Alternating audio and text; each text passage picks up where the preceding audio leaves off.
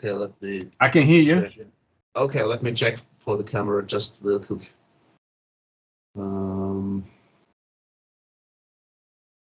There we go. Hello. Hello there. I'm fine. How are you? Yes, not bad. Not bad. Thank you. Thank you for your time and for the interview. Yeah, of course. And I don't know if you heard of heavy music artwork. Shall I do some introductions or? No, yeah, go on. This is the first time I've heard of your. Okay, well, Yeah. we've been going for 10 years. We are a publisher. We have we release books and we have a website, obviously, and we have a good reach. And we are launching a new magazine in January. We had a magazine, but because of COVID, we had to sort of. Oh yeah. Stop it. Oh yeah, I get that. So now we have a new one coming out. So yeah, this is us in a nutshell. We promote music, heavy metal as art and culture. Yeah. I'm based in England, but I'm Italian. Okay, yeah, that's cool. And my name is Alex, as you already know. Yes. Right. So I'm just gonna start by just asking maybe random questions, just to break the ice a little bit. Yeah, go on ahead. Because I did some research, obviously, and I noticed that you guys only have 2 albums. Yes. And the first on Nuclear Blast. Yes. So how did it happen with Nuclear Blast? Nuclear Blast is obviously a great label. With a good reach. Altogether fantastic label. So how did that happen? Well, for the Nuclear Blast deal, I have all the thanks and the credit going to our manager, actually, Maurizio Iacono, who is working with Hard Impact Management. And he has been working with Nuclear Blast for ages now, and so that's all him. He got in touch with Nuclear Blast, and well, it seemed like they like our stuff, so that's all. Okay. we had basically nothing to do with the deal other than just make the music that they wanted to hear. Did you have the album ready, or? Yeah, we had the album done prior, and we were prepared to release it on our own without any labels supporting us. But we did put out 2 singles, and then the Nuclear Blast deal happened. So we took the songs offline, and then Nuclear Blast released them later out from their channels. Okay. Oh, I forgot to mention, I'm recording, obviously, the... Yeah. It's okay. Yeah, that's fine. Okay, cool. So how did you come up with the name Horizon Ignited? It sounded pretty good, and it was available. Yes, of course.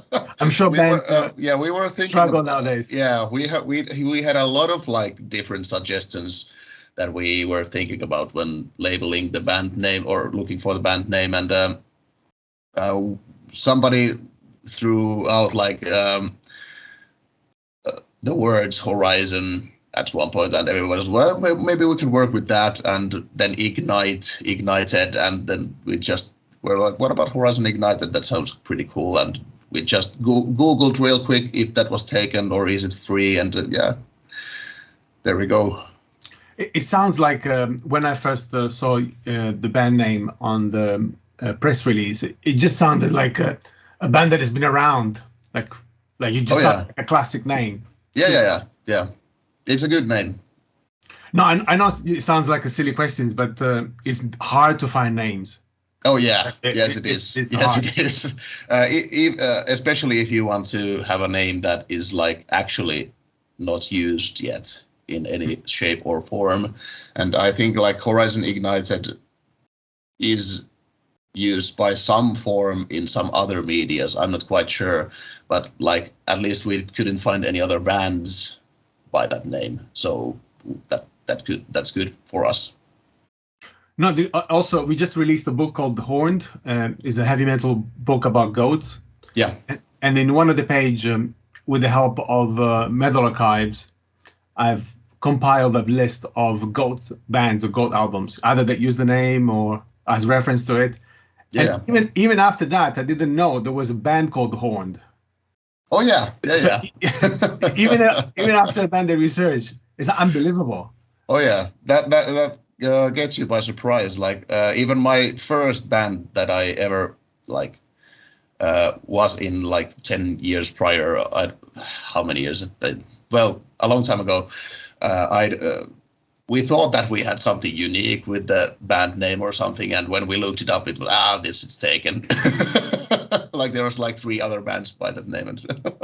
Because also the name kind of needs to reflect your music. You know, yeah, what to say. Exactly. So it's very hard to come up with a name like that reflects on your own style, that is free to use, and all that stuff. So it can take some time. Mm-hmm. And Towards the Dying Lands Yes. is the album with Nuclear Blast. Can you tell me about the title and what it means, and how did you come up with it? Towards the Dying Lands is the name of the title track as well. So we named the album after the song because the song itself is very representative of our style, and it's like it has all the elements that most of the elements that we include our music. So it was like Horizon Ignited in a nutshell, type of song. And the lyrics and the title, the lyrics are about this person who wants to become a god and raises an army of the dead to follow him, and therefore curses the whole world to die along with his self, and that is how he leads his armies towards the dying lands, because the world is dying.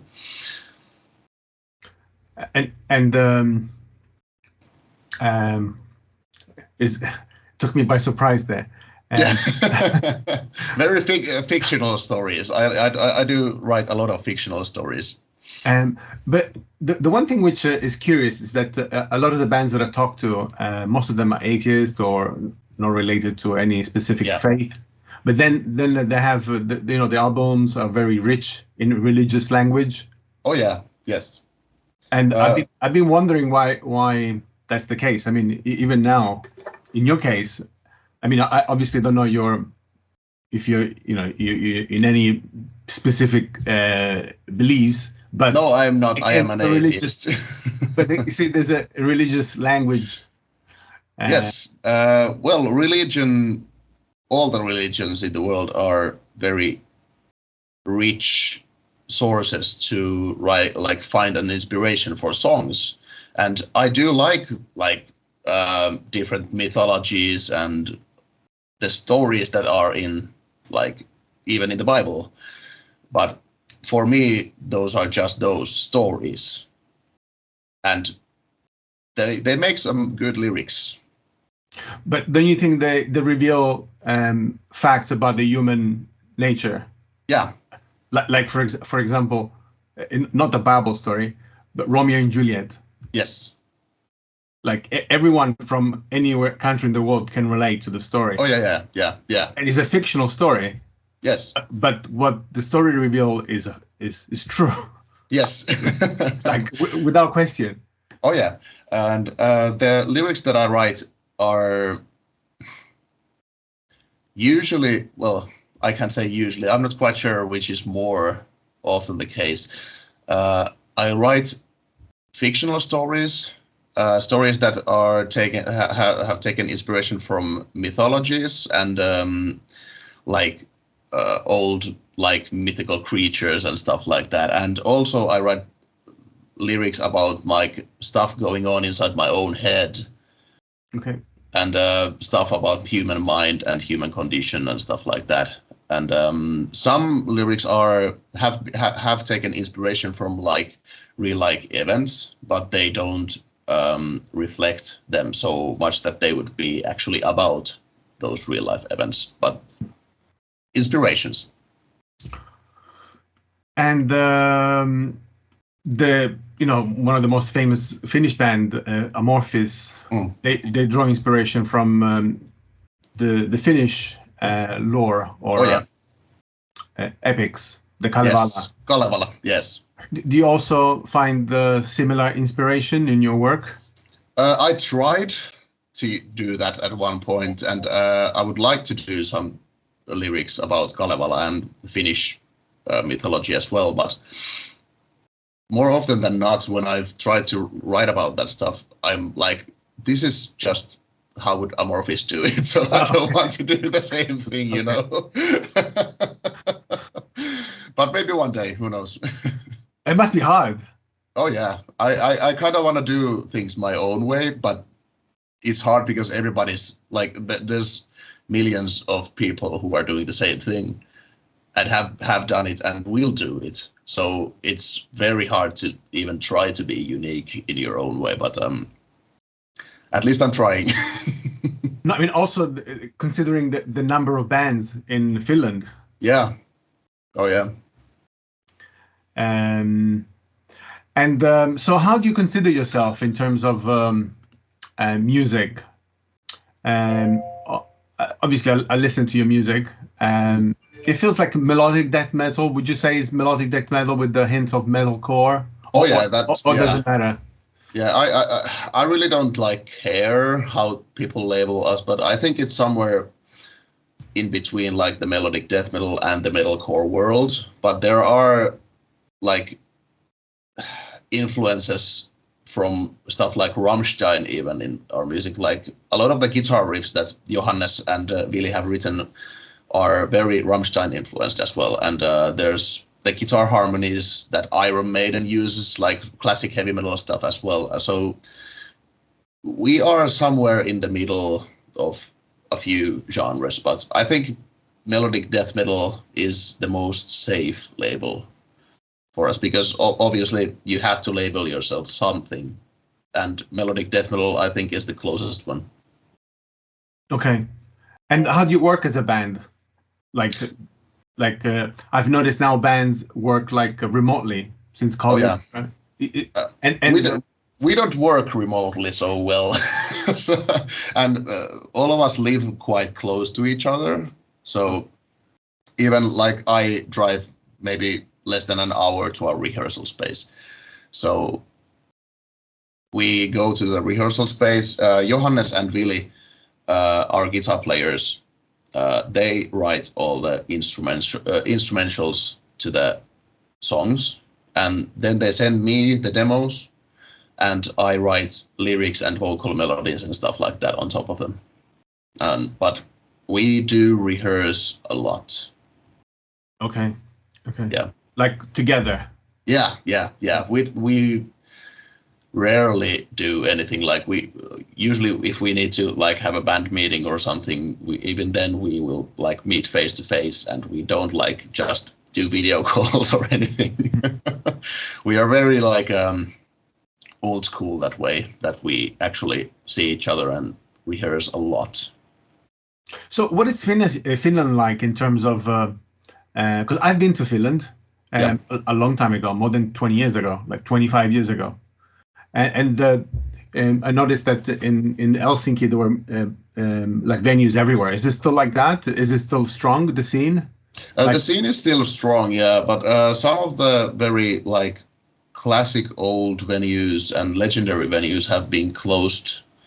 So, well, some have been closed because of COVID. So like that's completely. Oh yeah. So that's a shame, but there are still a lot of venues throughout the whole country. A lot of venues, but some of the more legendary ones, like Nosturi, for example, in Helsinki, it doesn't exist anymore at all. Okay. Yeah. And I mean, like, what's it like living in a country where heavy metal is mainstream? Like, for example, if like I say at work that I'm in a metal band, I'm not in a metal band, I'm just saying as an example, I say I'm in a metal band, everybody will go, oh my God, he's in a metal band. like it's a surprise, you know, like, you know, it's still unusual even here in England. Yeah. But what is it like in Finland? Like, I mean, metal isn't so mainstream anymore. Like many people do listen to metal in some shape or form, but I think it's still kind of a surprise for some people when I tell them that I'm in a band. Oh, okay. Still. Oh yeah. Oh, okay. But it's not very surprising to like the closest, like in here in Kotka where I live. It's not as surprising because there's a lot of metal people here. Okay. Here in the city, the scene is very strong. Okay. So when here you would tell somebody that I play in a metal band or something, they're like, oh, okay, that's cool.